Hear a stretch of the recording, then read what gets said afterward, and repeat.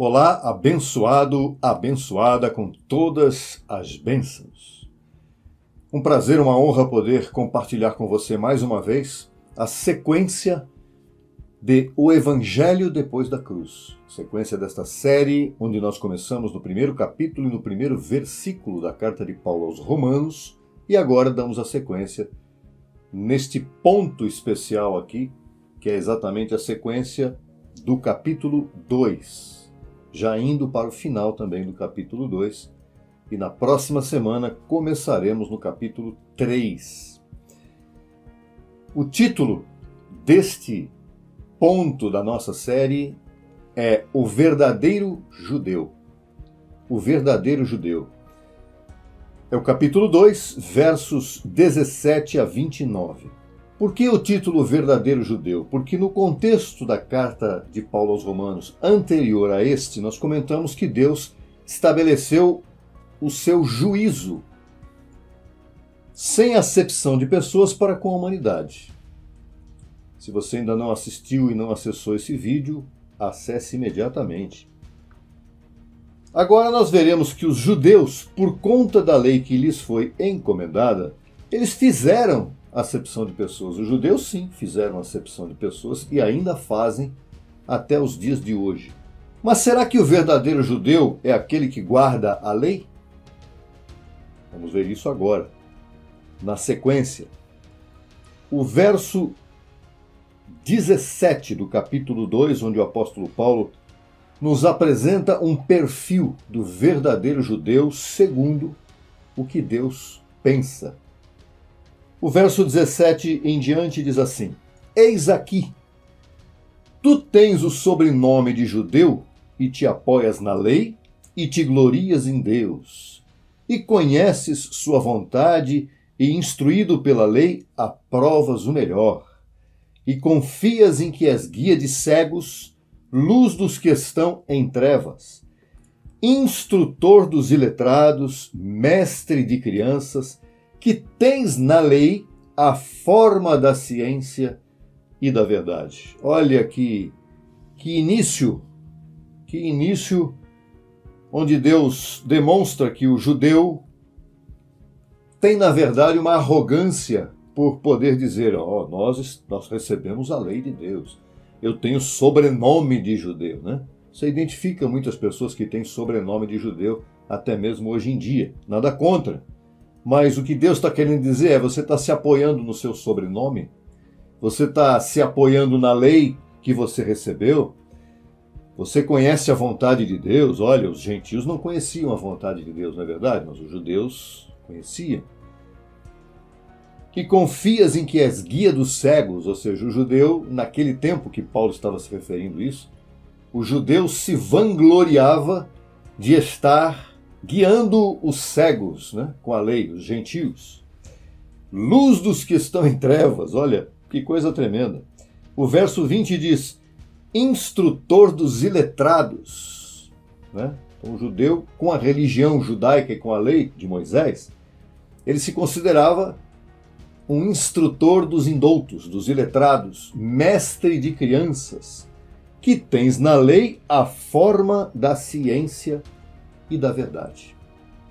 Então havia aí uma vaidade, uma arrogância no coração dos judeus naquele tempo, Paulo dizia, porque eles eram os primeiros que foram escolhidos por Deus, e aí isso trazia uma arrogância, né? O peito empolado. Né?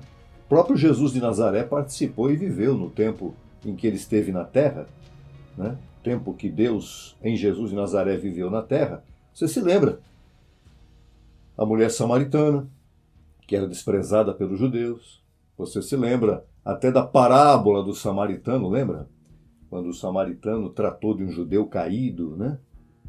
Então ele teve compaixão, mostrando que não havia a vaidade ou a arrogância, mas o judeu era arrogante. O próprio Jesus enfrentou os religiosos judeus. Você se lembra dessas? É só você buscar os livros históricos que você vai encontrar vários encontros de Jesus com líderes judaicos, todos arrogantes, querendo mostrar para Jesus o que ele tinha que fazer cumprindo a lei. E o verso 21 agora diz assim, na sequência disso aqui. Tu, pois, que ensinas a outro, não te ensinas a ti mesmo? Tu que pregas que não se deve furtar, furtas? O que ele está querendo dizer? O judeu que diz que guarda a lei, na verdade ele ensina os outros a guardarem e ele mesmo não cumpre. Tu que dizes que não se deve adulterar, adulteras? Tu que abominas dos ídolos, cometes sacrilégio? Tu que te jactas da lei, desonras a Deus, infringindo a lei? É como se Deus estivesse dizendo para o judeu, olha, vocês estão pensando que vocês todos guardam a lei perfeitamente? Vocês estão enganados. Verso 24. Porque como está escrito, o nome de Deus é blasfemado entre os gentios por vossa causa. Pois, na verdade, a circuncisão é proveitosa se guardas a lei. Mas se és transgressor da lei, tua circuncisão vem a ser incircuncisão. Se, pois, o incircunciso guardar as ordenanças da lei, não será tida sua incircuncisão como circuncisão? E o que fisicamente é incircunciso, mas guarda perfeitamente a lei, te condenará a ti, que com a letra da lei e com a circuncisão és transgressor da lei. Olha que interessante, parece complicado o entendimento disso, mas não é. Veja o verso 28 e 29 agora, onde Paulo explica e esclarece o que está sendo dito aqui. Pois não é judeu quem o é exteriormente, nem é a circuncisão a que é feita exteriormente na carne, senão que é judeu quem o é no interior. E a circuncisão é a do coração, no espírito, não em letra. O louvor do qual não vem dos homens, senão de Deus. Veja aqui.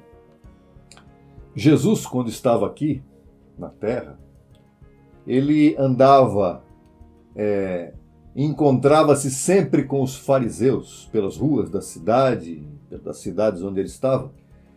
E os fariseus empolados, sempre ali, fazendo discursos em praça pública, mostrando a aparência de piedade, porque eles eram exatamente esse perfil que Jesus acabou de mostrar. Guardavam partes da lei e transgrediam outras partes da lei. E Jesus disse, judeu verdadeiro não é quem é exteriormente. Nem a lei que eles guardam é feita exteriormente na carne. É judeu quem o é no interior. E a circuncisão é a mente, é a do coração, no espírito, não em letra. Por quê? Porque eles esperavam o louvor dos homens. Quando os judeus, os fariseus andavam pelas ruas, os escribas, né? Eles esperavam o louvor dos homens. Oh, chegou aqui um fariseu, olha que importante que ele é guardador plenamente da lei. Isso é mentira, isso é falsidade. Então esses dois últimos versículos são contundentes e apresentam o seguinte. 3 pontos. O verdadeiro judeu, número 1. O verdadeiro judeu não é manifestado pelo seu exterior. Raça, nacionalidade, sobrenome, etc, etc. Não.